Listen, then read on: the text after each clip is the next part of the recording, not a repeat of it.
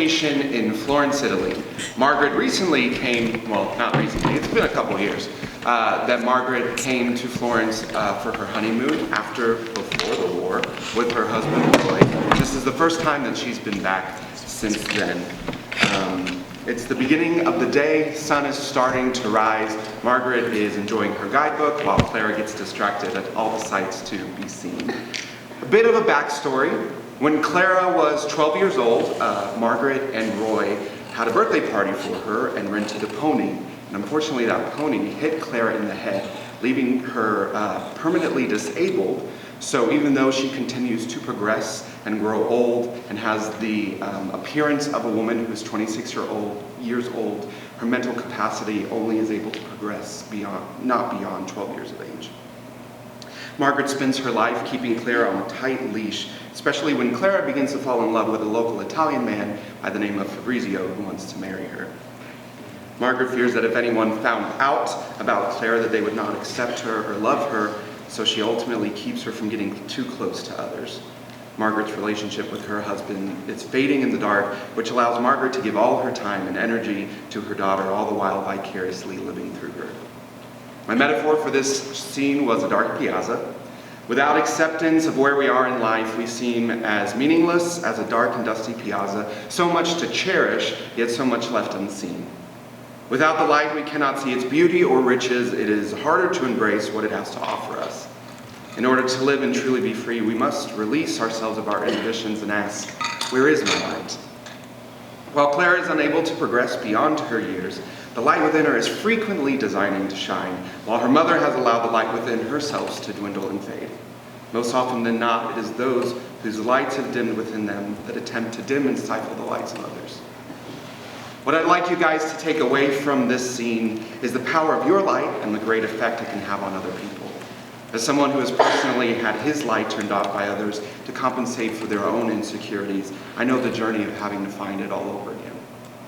It is my hope that regardless of person, reason, or circumstance, that you would not allow yourself to be ruled or regulated by others, and that the voices you have given power to dictate your life thus far would move from the external and begin to come from within. It is my hope that in so exercising this right, that you would exhibit patience and grace to others the more you offer it to yourselves.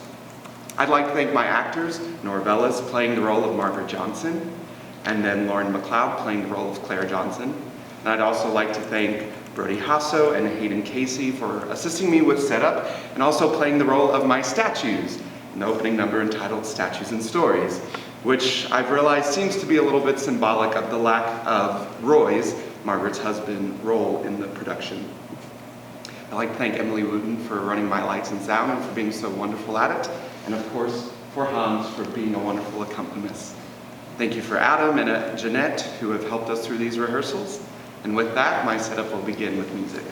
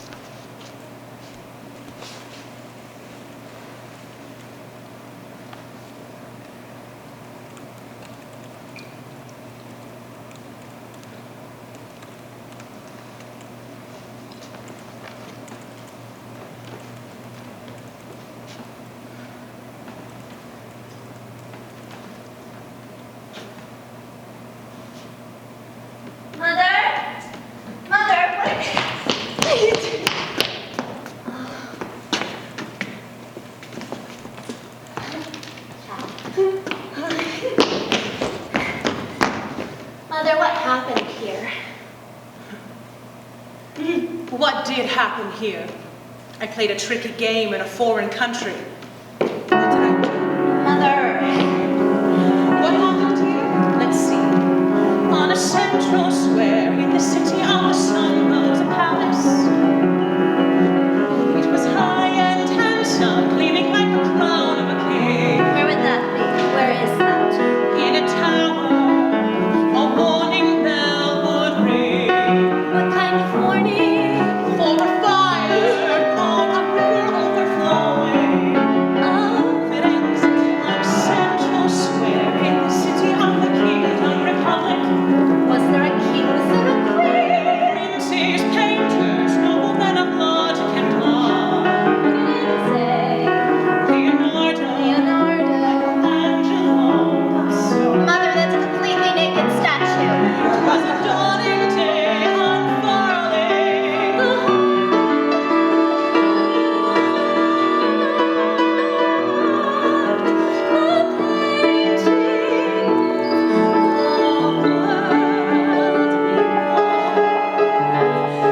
The world we know. On a central square in the city made of statues and stories. Go on and tell me what they mean. It's ignited there, the beacon coming out of the dawn. You can feel it. Oh, We're on vacation. from an age to an age. From an age to an age.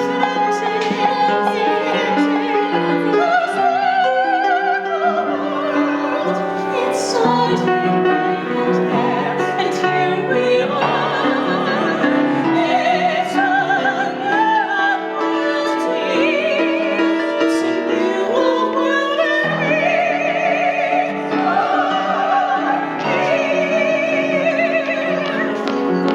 here. Your father and I took our honeymoon here before the war. Really? This is my first time back. I think it might be my most favorite place on earth. I can see why. The openness, the light. What else?